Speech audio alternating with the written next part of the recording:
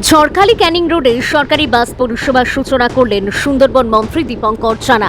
দক্ষিণ চব্বিশ পরগনার সুন্দরবন এলাকার মানুষের দীর্ঘদিনের দাবি পূরণ করে মঙ্গলবার ঝড়খালি ক্যানিং রুটে সরকারি বাস পরিষেবার আনুষ্ঠানিক সূচনা করলেন সুন্দরবন বিষয়ক মন্ত্রী দীপঙ্কর চানা। প্রথম পর্যায়ে এই রুটে দুটি সরকারি বাস চলাচল শুরু করেছে। ভবিষ্যতে যাত্রীদের চাহিদা অনুযায়ী বাসের সংখ্যা আরও বৃদ্ধি করা হবে বলে জানানো হয়েছে।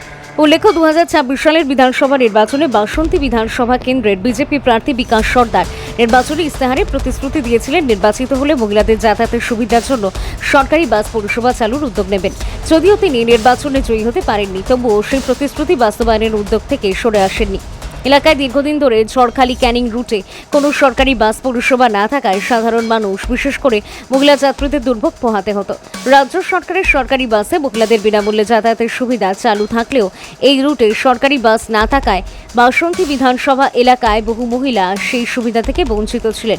এই বিষয়টি বিবেচনায় রেখে বিজেপি নেতৃত্বের উদ্যোগে সংশ্লিষ্ট দপ্তরের সঙ্গে আলোচনা করে অবশেষে ঝড়খালি ক্যানিং রুটে সরকারি বাস পরিষেবা চালুর ব্যবস্থা করা হয়। মঙ্গলবার ঝড়খালিতে আয়োজিত এক অনুষ্ঠানে আনুষ্ঠানিকভাবে বাস পরিষেবার উদ্বোধন করেন সুন্দরবন মন্ত্রী দীপঙ্কর চানা। মন্ত্রী জানান, আপাতত দুটি বাস দিয়ে পরিষেবা শুরু হলেও ভবিষ্যতে যাত্রীর সংখ্যা ও চাহিদা অনুযায়ী আরও বাস চালানো হবে।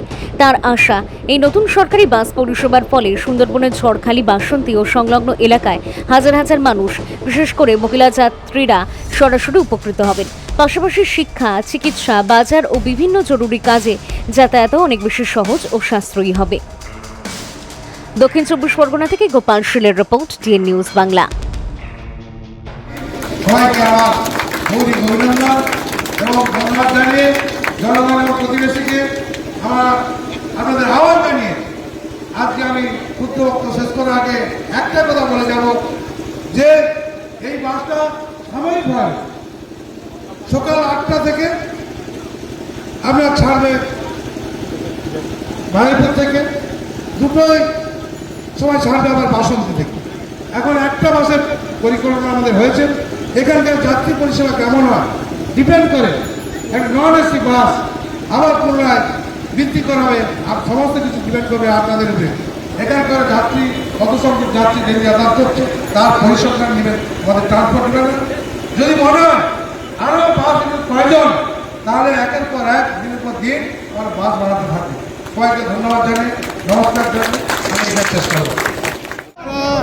বিগত দিনে সরকার কী করছে আমরা ভাববো না, আগামী দিনে আমরা সরকারের কী করবো, মানুষের সাথে যে প্রতিশ্রুতিগুলো দিয়ে এসেছি। চারটি বিধানসভা হবে, আবার ক্যানিং বিধানসভা পৌরসভা হবে, আবার ক্যানিং বিধানসভাতে পৌরসভা হবে। সেই পরিকল্পনা আগামী দিনে আমার চিন্তা ভাবনা আছে। এই যে আজকে যে বাস উদ্বোধন করলেন সরকারি বাস ঝড়খালি থেকে, এতদিন তো আপনাদের সরকারি বাস ছিল না, ছিল না, ঠিক আছে? তিনি কত বছর বামপন আমনা প্লাস 15 বছর তৃণমূল সরকার এসেছিল, আমরা একদিন আনতে পারিনি।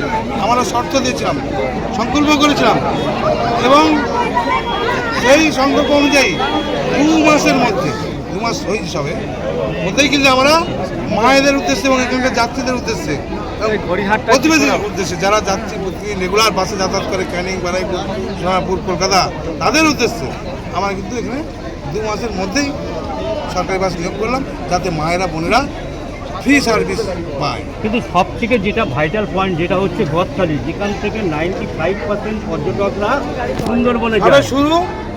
এবার আস্তে আস্তে সব জায়গাতেই পয়েন্ট অলরেডি ঝড় গদখালির জন্য অলরেডি দেওয়া হয়ে গেছে। একটা প্রোগ্রাম হলো গদখালি দেওয়া হবে, চুনোখালিও দেওয়া হবে, মানে আগামী দিনে আজকে আপনি এইখানে প্রথম এলেন এই ঝড়খালিতে।